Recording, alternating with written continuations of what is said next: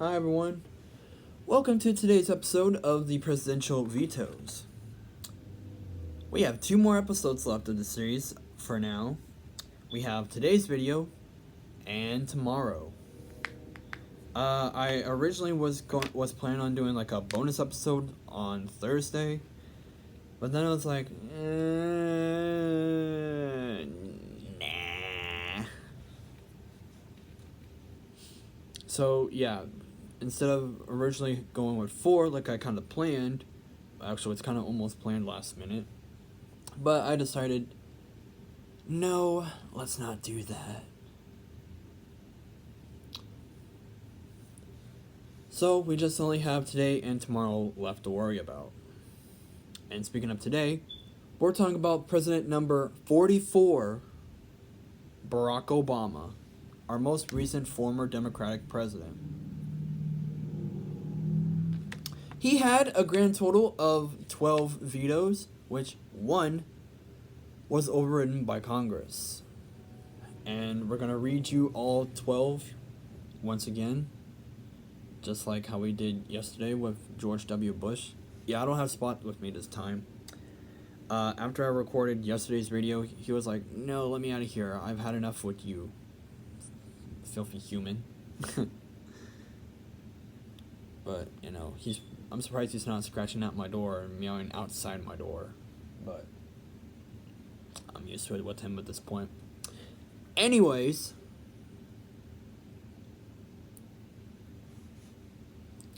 alright, President Obama issued 12, of which the status of 5 is disputed. Obama considered them pocket vetoes, but since he returned the parchments to Congress, the Senate considers them regular vetoes.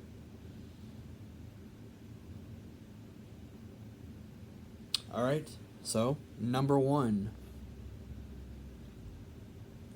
A joint resolution making further continuing appropriations for fiscal year 2010 and for other purposes.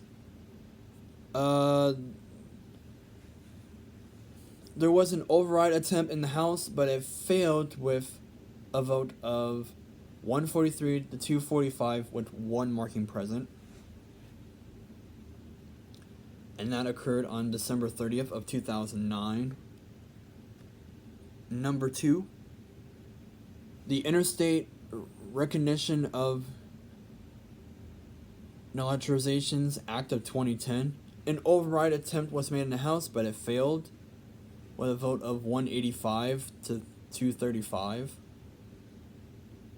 And that occurred on October 7th of 2010.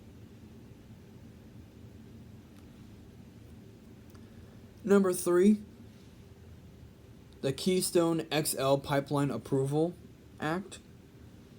An override attempt was made in the Senate, but it failed with 4 votes short of what they need, of 62 to 36. And that veto occurred on February 24th of 2015.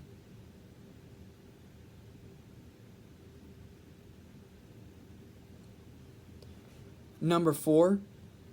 A joint resolution providing for congressional disapproval under Chapter 8 of Title 5 United States Code of the rules submitted by the National Labor Relations Board relating the representation case procedures. The Senate voted to table the veto message rather than vote on an override of the veto. It was tabled 96 to 3. Meaning everyone in the Senate but 1 voted for it. And, a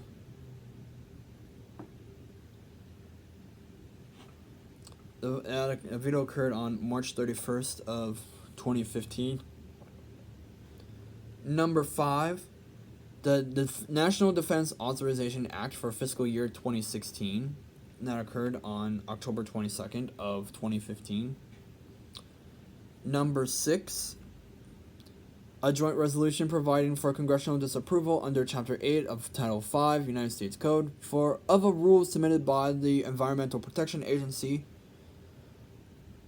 relating to the standards of performance for greenhouse gas emissions from new, modified, and reconstruction stationary sources, electric utility generating units, that occurred on December 19th of 2015.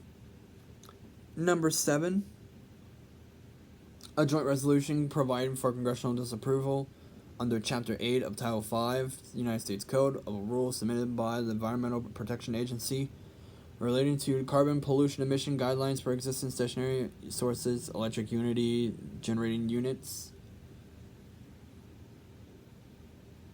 which, by the way, both of 6 and 7 are completely different. It was vetoed on the same day of December 19th of 2015.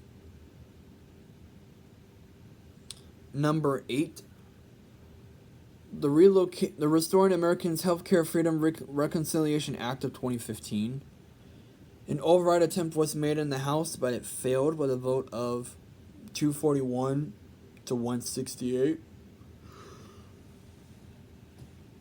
Excuse me, I'm sorry, everybody.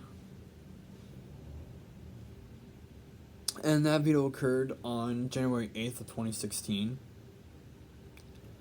Number 9, a joint resolution providing for congressional disapproval under Chapter 8 of Title 5, United States Code, of the rules submitted by the Corps of Engineers and Environmental Protection Agency relating to the definition of waters of the United States under the Federal Water Pollution Control Act.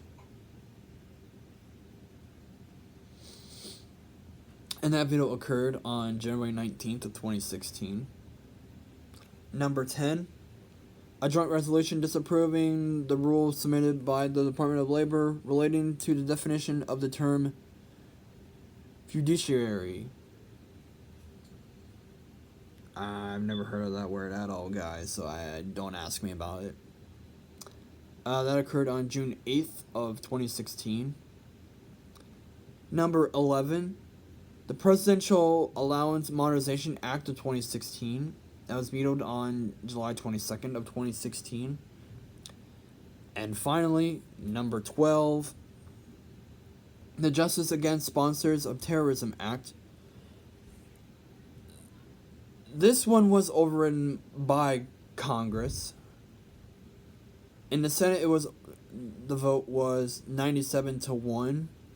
And in the House, it was 348 to 77, with 1 marking present. And it was enacted over the president's veto. And the veto occurred on September 23rd, 2016. Alright, so, you know what that means.